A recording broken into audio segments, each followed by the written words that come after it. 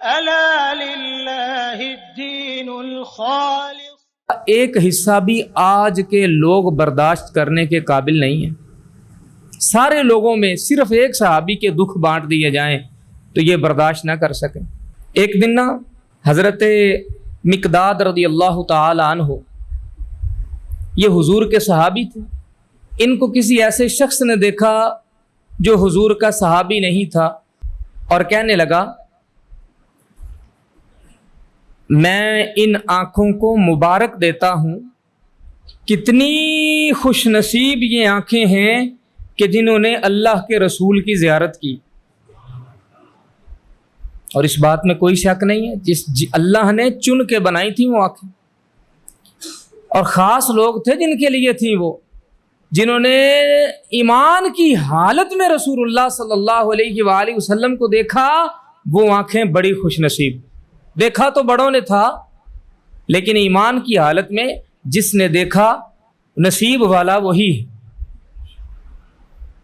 انہوں نے یہ کہا اور ساتھ ہی نہ ایک خواہش کا اظہار کر دیا. کہنے لگے کاش ہم بھی حضور کو دیکھتے، ہم بھی حضور کے زمانے میں ہوتے تو حضور کی صحبت میں بیٹھ کے حضور سے باتیں سنتے، کملی والے کا کلام سنتے. اچھا یہ خواہش ہے، ایک خواہش ہے اور اچھی خواہش ہے، لیکن حضرت مقداد کو یہ بات اچھی نہ لگی. کیوں اچھی نہ لگی یہ بات بھی قابل غور ہے، اور آپ کہیں گے کہ حضرت مقداد کا اعتراض کرنا درست تھا. جیسے ہی اس شخص نے یہ کہا نا تو حضرت مقداد ناراض ہو گئے. آپ فرمانے لگے کہ لوگوں کو کیا ہو گیا ہے کہ یہ اس شے کی خواہش رکھتے ہیں، اس شے کی آرزو کرتے ہیں جو اللہ نے ان کو نہیں دی، اور اللہ کو بڑا علم ہے، وہ جانتا ہے کہ کس کو اس نے محبوب کے زمانے میں رکھنا ہے، کس کو نہیں رکھنا. اگر یہ اس وقت ہوتے تو ان کا کیا حال ہوتا. واللہ وہ لوگ بھی تو رسول اللہ صلی اللہ علیہ وآلہ وسلم کے زمانے میں تھے جنہوں نے دیکھا تو تھا لیکن تصدیق نہیں کی اور تابعداری نہیں کر سکے، اور اوندے منہ دوزخ میں جا گرے.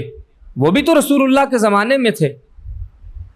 تم پر اللہ کا یہ احسان ہے اور تمہیں یہ احسان ماننا چاہیے. تم یہ احسان نہیں مانتے کہ اللہ نے تمہیں اسلام اور مسلمانوں کے گھر میں پیدا کیا، اور تمہارے کانوں میں جو آوازیں آتی ہیں وہ اللہ کی توحید کی اور محمد رسول اللہ صلی اللہ علیہ وآلہ وسلم کی رسالت کی آتی ہیں، اور تم ان بلاؤں سے بچا لیے گئے ہو جو تم سے پہلے لوگوں پر آن پڑی تھی. حضور تو ایسے زمانے میں مبعوث ہوئے تھے جب دنیا اندھیر نگری میں ڈوبی ہوئی تھی، یہاں جہالت کا راج تھا. اس وقت ساری دنیا کے نزدیک سب سے بہترین مذہب اگر کوئی تھا تو وہ بت پرستی تھا.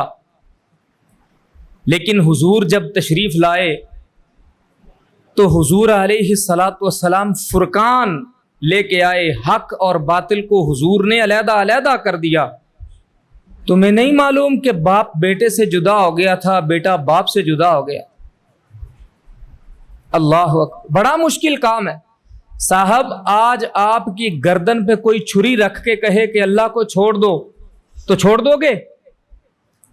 خدا پر ایمان تو اتنا ہی مضبوط ہونا چاہیے نا.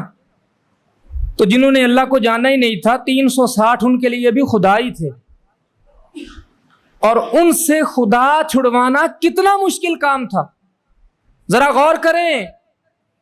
یہ اللہ کی شان ہے کہ اس نے ہمیں پیدا ہوتے ہی ایک نغمہ سنا دیا، اللہ اکبر اللہ اکبر. ہم یہ آواز سن کے دنیا میں آئے. یہ ہماری خوش نصیبی. وہ 360 خداؤں کو چھوڑ کر ایک ایسے خدا کو ماننا جو نظر بھی نہیں آتا ہے، اس کی وحدانیت، اس کی یکتائی، اور اس کے فضل کو، اس کی رحمتوں کو دیکھ کر اس کو ماننا، اور سب سے بڑھ کر کملی والے کی زبان پر یقین کر کے ماننا، حالانکہ رسول اللہ نے کسی کو خدا دکھایا نہیں تھا۔ بڑا مشکل تھا ایسے وقت میں ایمان لانا، خدا نہ خواستہ جیسے ان لوگوں کے دلوں کے اندر بتوں کی محبت بیٹھی تھی، تم میں سے کوئی ہوتا اور اس کے دل میں بھی بیٹھی ہوتی تو وہ رسول اللہ پر ایمان نہ لاتا تو کس کھاتے میں جاتا۔ یہ بات تھی جس وجہ سے حضرت مقداد فرمایا کرتے تھے تم خوش نصیب ہو کہ چلو حضور کا زمانہ تم نے گو نہیں دیکھا، لیکن تمہیں اللہ نے یہ تو توفیق عطا فرمائی کہ تم حضور کی امتی بن گئے۔ زمانہ تو بڑے بڑوں نے دیکھا تھا پر ایمان سارے نہیں لائے تھے۔ ابو جہل نے نہیں دیکھا رسول اللہ کو، اتنا قریب ہوا کہ ایک دن اپنے گروپ میں جا کے کہنے لگا یار محمد جھوٹ نہیں بولتے، لیکن بات یہ ہے کہ ہماری سرداری کہاں جائے گی، وہ فخر اور غرور اور تکبر کہاں جائے گا، میں کیسے پھر اس کو سچا کہہ دوں، اگر میں نے کہہ دیا تو کل یہ عورتیں مجھے تانا دیں گی۔ رسول اللہ صلی اللہ علیہ وآلہ وسلم کو اتنا قریب سے دیکھا، جانا، لیکن ایمان نصیب نہیں ہوا، بے ایمان ہو کے مرا۔ حضرت مقداد فرمایا کرتے تھے لوگو ان بیچاروں کی طرف دیکھو کہ جو میدان جنگ سجا ہے، ایک طرف رسول اللہ کا صحابی بن کے بیٹا کھڑا ہے اور دوسری طرف باپ رسول اللہ کا دشمن بن کے کھڑا ہوا ہے۔ یہ بیٹا تلوار لے کے باپ کی گردن اڑانے کے لیے تیار ہے کسی کے اندر یہ حوصلہ؟ ممکن ہے تم میں سے کسی پر خاندان کی محبت غالب آ جاتی، ماں باپ کی محبت غالب آ جاتی، برادری خون کی محبت غالب آ جاتی، اور تم رسول اللہ کے لشکر کو چھوڑ کر اپنے باپ کے چھاؤں تلے چلے جاتے تو تمہارے پلے کیا رہتا؟ حضرت اکرمہ رضی اللہ تعالی عنہ، باپ رسول اللہ کا دشمن ہے اور بیٹا ہے کہ قدموں پہ جان ہارے بیٹھا ہے۔ پتہ چلتا ہے میرا باپ رسول اللہ کے بارے میں الٹی سیدھی باتیں کرتا ہے تو بیٹا کیا کہتا ہے، یا رسول اللہ مجھے حکم دے میں ابھی اپنے باپ کا سر اتار کے آ جاؤں۔ ایمان تو یہ ہے میرے بھائی، جو لوگ اپنی اولاد کے چوچلے پورے کرنے کے لیے اللہ کا حرام کردہ حرام نہیں چھوڑتے، وہ لوگ کیسے میدان جنگ میں آمنے سامنے آ سکتے تھے؟ لوگوں کو نہیں پتا کہ حرام حرام ہے، لیکن بیٹے نے موٹر سائیکل کی ڈیمانڈ کی ہے، ہیوی بائک کی ڈیمانڈ کی ہے تو رشوت لینا تو بنتا ہے۔ حرام ہے تو کیا ہوا، اللہ نے منع کیا تو کیا ہوا؟ تو کیا یہ میدان جنگ میں اس طرح کھڑے ہوتے باپ کے سامنے بیٹا اور بیٹے کے سامنے باپ؟ یہ بڑا مشکل کام تھا، لیکن یہاں ڈٹ کے کھڑے۔ تو حضرت مقداد فرمایا کرتے تمہیں پتہ ہے ایسا جذبہ ہے تمہارے پاس کہ تم یہ کہہ سکو؟ ابو جہل سردار ہے، لوگ اس کی مجلس میں بیٹھنا فخر کی بات سمجھتے ہیں، کعبے کے ساتھ ٹیک لگا کے وہ تقریریں کرتا ہے، عرب میں اس کا توتی بولتا ہے، ایک نام ہے اس کا، لیکن بیٹا باپ کی شان و شوکت، باپ کے غرور، فخر، تکبر، برادری، ہر شے کو چھوڑ کے ٹھوکر مار کے رسول اللہ کے قدموں میں آ کے بیٹھا ہوا ہے۔ یہ کوئی آسان کام ہے؟ اس لیول کا ایمان تھا ان لوگوں کا۔ جو لوگ رسول اللہ کے قدموں سے لگ گئے تھے صاحب، اللہ نے بڑی دور دور سے چنے تھے۔ اس روئے زمین کا عرق نچوڑ کے اللہ نے اپنے محبوب کے قدموں میں ڈالا تھا کہ میرے محبوب صہیب چاہے روم کا رہنے والا ہے لیکن بندہ بڑے کام کا ہے، اور جتنے کام کے بندے ہیں مجھے تیرے قدموں میں چاہیے۔ بلال کو حبشے سے اکٹھا کر لیا، صہیب کو روم سے اکٹھا کر لیا، سلمان کو فارس سے اکٹھا کر لیا، جہاں جہاں کوئی کام کا بندہ تھا، جس کا دل اتنا مضبوط تھا کہ رسول اللہ کے ساتھ کھڑا ہو سکے، اللہ نے ان سب کو اکٹھا کر کے محبوب کے قدموں پہ ڈال دی۔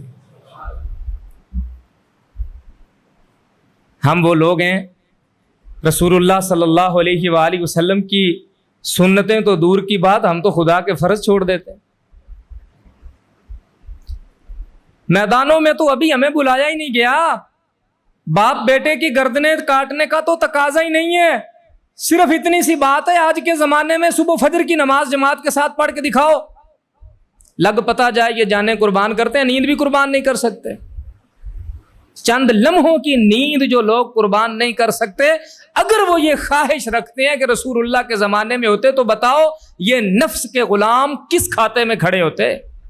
تو حضرت مقداد فرمایا کرتے تھے، لوگوں، باپ دادوں بیٹوں اور پوتوں کے درمیان یہ دراڑیں پڑ گئی تھیں، ایک طرف حق تھا ایک طرف باطل تھا، پھر خون کے رشتے ٹوٹ گئے تھے۔